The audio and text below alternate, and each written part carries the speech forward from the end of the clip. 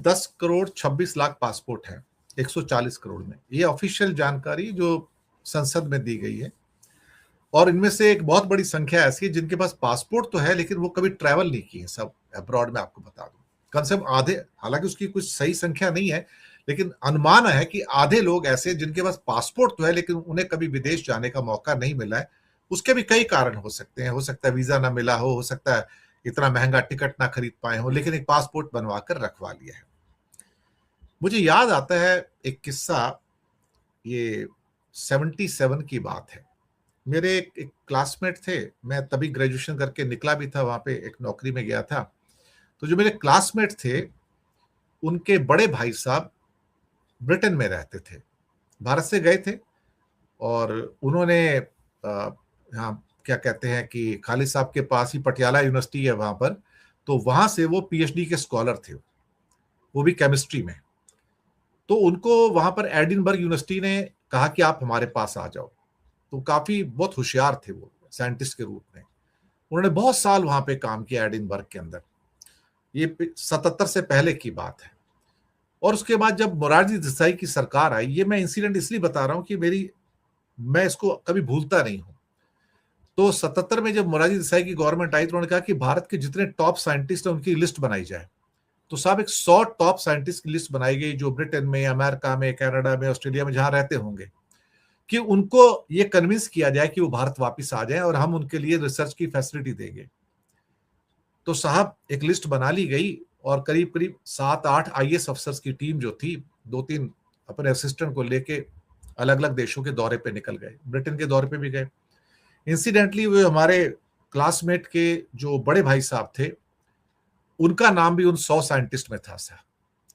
तो उनको बोला गया कि आप लंदन में इंडिया हाउस में आइए, इंडियन एम्बेसी में आइए, तो हम आपसे मिलना चाहेंगे। तो ये 3-4 जो आईएएस अफसर थे वो बेचारे, उनको मना किया था तुम मत जाओ, लेकिन वो भी हमारे जैसे भारतीय थे ना, देश प्रेम होता है जो दुबे जी ने कहा, तो प्रेम देश तो बुलाता है ना। तो वो चले गए बेचारे, अपना पैसा खर्च करके ओवरनाइट जर्नी की, ट्रेन के महंगे टिकट खरीदे, चले गए। तो वो क्रिस्टल केमिस्ट्री के बड़े मास्टर थे उस जमाने में, उसको मतलब दुनिया के टॉप साइंटिस्ट में उनका नाम आता था। तो उनको बोलते हैं कि उनका इंटरव्यू लेना शुरू कर दिया। तो हमारे वो भाई साहब कहते हैं उन आईएएस अफसरों से, कहता आप मेरे से प्रश्न तभी पूछिए जब आपको इस विषय का ज्ञान हो। अगर आपको इस विषय का ज्ञान नहीं है तो मुझसे प्रश्न मत पूछिए आप। और दूसरी बात, जहां तक मेरे क्रेडिट की बात है, तो अगर आपने मुझे हिंदुस्तान के 100 वर्किंग साइंटिस्ट में इंक्लूड किया है जो बाहर काम कर रहे हैं, तो इसका मतलब मैं कुछ तो हूं, अल्टीमेटली कुछ तो मैंने किया होगा। बोलते हाँ ठीक है, हम शर्मिंदा है अपने क्वेश्चन के ऊपर, आप भारत वापस आइए। तो बोलता है मुझे क्या ऑफर कर रहे हैं, मैं भारत तो वापस आ रहा हूं, मैं तो यहाँ पे टॉप यूनिवर्सिटी में काम करता हूँ, स्कॉलर हूं और आगे रिसर्च कर रहा हूं। तो बोलते वो आप आ जाओ पहले, उसके बाद हम देंगे। कहता है क्या आप चाहते हो कि आने के बाद फिर मैं आपके दफ्तरों के चक्कर काटूंगा? लेकिन वो पक्के देशभक्त साहब उनकी फॉल्स एश्योरेंस से वापस आ गए। वापस आते ही वो चले गए उनके पास। तो कहते ठीक है बैठो बाहर, हम आपको बुलाएंगे। और सब कई हफ्ते उनको रुलाया सर। और उसके बाद उनको कहा कि अच्छा हम तुमको दिल्ली यूनिवर्सिटी के अंदर एक प्रोफेसर का पद दे देते हैं। कहते लेकिन मुझे तो रिसर्च लैब चाहिए। कहता उसकी गारंटी हम नहीं दे सकते, आप यहाँ पढ़ा बच्चों को, वो बहुत हो गया। तो उनको बहुत रुलाया गया। उन्होंने प्रोटेस्ट किया कि ये तो आप क्या कर रहे हैं मेरे साथ। प्रोटेस्ट किया तो उनको एज ए पनिशमेंट शिलोंग भेज दिया साहब, शिलोंग यूनिवर्सिटी के अंदर, कि वहां चले जाओ तुम, यहां से तुम दिल्ली में रहने लायक नहीं हो। तो उनको इस सरकार ने पनिश किया। मैं ये कहने की कोशिश कर रहा हूं कि भारत में अगर आप वैज्ञानिक बनेंगे ना, तो आप बहुत बड़ा गुनाह कर रहे हैं और आपको पनिश करेंगे। ये मेरी आंखों के सामने हमारे एक मतलब घर का ही नाता था उनसे, उनके साथ ये हुआ है सर, इसी हिंदुस्तान में। तो तभी लोग वापिस नहीं आते ना। भारत भूषण जी, पूरे परिदृश्य में आपकी टिप्पणी सर, अनम्यूट कर लीजिए। हाँ धन्यवाद बोरा जी। अभी आपने जिक्र किया पासपोर्ट का, दुबे ने जिक्र किया कि माइग्रेशन होता ही क्यों है। बिल्कुल उनकी बात से सहमत हूँ। मेन मुख्य कारण तो आर्थिक ही होता है। और अभी आपने जिक्र किया कि जो वापस आए उनको पनिशमेंट देने की। असल में एक पासपोर्ट मेरे पास भी है पिछले 40 साल से, लेकिन आज तक मैंने हवाई जहाज की शक्ल भी नहीं देखी। बाहर के लिए इंडिया में तो घूम आया हूँ हवाई जहाज पे, लेकिन बाहर कहीं जाने की जरूरत है। हालांकि मेरी बेटी चाइना में 6 साल एमबीबीएस उसने वहीं से किया, डिग्री वहीं से ले गया एमबीबीएस की वो। आज वो पोस्ट ग्रेजुएट है। लेकिन मेरा चाइना 6 साल बच्चे से मिलने भी जाना नहीं हो पाया। क्या था कि बच्चे की फीस दूं या हवाई जहाज का किराया दूं। ये सारी चीजें सामने होती है कि एक आम भारतीय के सामने चीजें होती हैं। और दूसरे साहब को पता है था आपके हमारे जमाने की पत्रकारिता में हमारी सोर्स ऑफ इनकम ही था, क्या था, 1000-1200 रुपये तनख्वाह मिलती थी, उसी में गुजारा करना होता था। और जुनून था कि हम मिशनरी पत्रकार हैं, क्योंकि हमें तो सिखाया गया था पत्रकारिता एक मिशन है, प्रोफेशन नहीं है, व्यापार नहीं है। तो उसी के तहत काम करते रहे। खैर, बहरहाल आर्थिक कारण मुख्य कारण, इसमें कोई दो राय नहीं। आप देखिए, दो तरह के लोग माइग्रेट करते हैं। एक जो श्रम के योद्धा होते हैं, एक जो दिमागी योद्धा होते हैं, इनको दिमाग, बुद्धि इनके पास होती है। तो जो बुद्धिमान आदमी बाहर जाते हैं उनके पास यहाँ रिसर्च का माहौल नहीं, जिसका अभी आपने जिक्र किया। जिसको रिसर्च करनी है उसके पास रिसर्च लैब नहीं है, जिसको पढ़ना है उसके लिए पढ़ाएगा, उसके लिए लाइब्रेरी नहीं है, जिसको कुछ और आगे समाज के लिए बहुत ज्यादा शोध करने हैं, समाज में उठना बैठना है, तो उसके लिए आपको समाज नहीं। और जो लेबर जाती है कि यहाँ मिल क्या रहा है, 500 रुपये रोज मिलती है, चलो बाहर जाएंगे तो कम से कम 5000 महीना रोज कमाएंगे, बचा के ले आएंगे। आप अमेरिका की बात कर रहे हैं, जो लोग यहाँ से दुबई, जी कुछ कह रहे थे दुबई साहब? नहीं सर, कैरी ऑन सर। आप तो अमेरिका की बात कर रहे हैं, पश्चिम यूरोप की बात कर रहे हैं। जो लोग यहाँ से दुबई और सऊदी अरब जाते हैं वो वापस नहीं आना चाहते हैं। वो भी कहते हैं क्योंकि मुख्य कारण आर्थिक ही है। वहां से कमा के यहाँ अपने बच्चों का पालन पोषण करते हैं, 2-4 साल दुबई रह आते हैं, सऊदी अरब रह आते हैं, कमा आते हैं पैसे, यहाँ वापस आकर खर्च कर लेते हैं। तो मुख्य कारण तो आर्थिक ही होता है। और हमारी सरकारों ने पिछले लगभग 30 साल से, तो मैं देख रहा हूं, जब से आपका ये 84 के दंगों के बाद से जो माहौल इस हिंदुस्तान का बिगड़ना शुरू हुआ है, तब से हालत और खराब। 84 के बाद, इंदिरा गांधी की हत्या के बाद जो माहौल यहाँ पैदा हुआ वो सबसे बड़ा कारण बना। उसके बाद फिर राम मंदिर आंदोलन, बाबरी मस्जिद का गिरना, और उसके बाद फिर आपका ये जिस तरह के सांप्रदायिक तनाव माहौल दुनिया भर में, पिछले 40 साल से पूरा हिंदुस्तान तनाव में है। उससे पहले इतना तनाव में नहीं था। वजह वही कि आप सांप्रदायिक सोच के आप हम लोग हैं, तो हम वहां जाके, वो जो यहाँ से बाहर जाते हैं वो सांप्रदायिक सोच के नहीं होते, वो उसी संस्कृति में रच बस जाते हैं और वहां जाके उसी हिसाब से माहौल में रह जाते हैं और ढाल लेते हैं। फिर सोचते हैं, जैसे आपको याद होगा मोदी जी ने चाइना में कहा था कि 2014 से पहले लगता था कि मैं भारत में क्यों पैदा हुआ, भारत में कोई रहने की लायक जगह है। ये तो खुद हमारे प्रधानमंत्री स्वीकार कर चुके हैं, आपको हमारे स्वीकार करने की जरूरत नहीं है। वो खुद विदेश में जाकर स्वीकार करके आए, चाइना के अंदर स्वीकार करके आए। छी घिन आती थी कि 2014 से पहले वो भारत में रहने की जगह थी। तो जब हम खुद ही अपने देश के बारे में, हमारा देश का प्रधानमंत्री बाहर जाके विचार व्यक्त करता है, तो यहाँ के बाहर के गए हुए लोग वापस आने की हिम्मत कैसे जुटाए? यहाँ आके क्या करेंगे? कावड़ उठाएंगे, 5 वक्त की नमाज पढ़ेंगे, यही काम रहेगा ना यहाँ।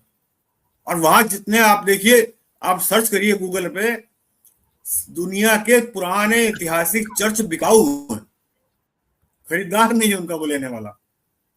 कितना बड़ा अंतर है हमारी सोसाइटी, हमारे अमेरिका हमसे 100 साल आगे है, इसलिए हम माइग्रेट करना चाहते हैं। आर्थिक कारण तो है ही, लेकिन आदमी कहाँ माइग्रेट करेगा? अपने से अच्छी जगह माइग्रेट करेगा ना। जैसे गांव का आदमी कस्बे में आता है, कस्बे का आदमी शहर में आता है, शहर का आदमी और बड़े शहर में जाता है, बड़े शहर का आदमी और बड़े शहर में जाता है, तब जाके दिल्ली, बेंगलोर और गोवा की बात करता है, बॉम्बे की बात करता है। वरना तो आदमी गांव से निकला हुआ आदमी कस्बा, छोटा शहर, बड़ा शहर, उसमें माइग्रेट करता रहता है।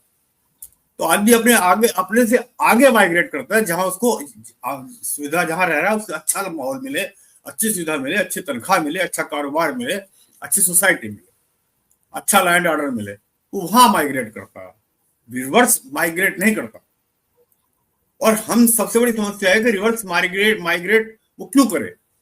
या तो हम अमेरिका से 100 की जाए 150 साल आगे निकले, हम तो और पीछे जा रहे हैं ना। आप देख लीजिए हमारी पार्लियामेंट की बहस का स्तर, क्या वो लोग बाहर जाकर देखते नहीं?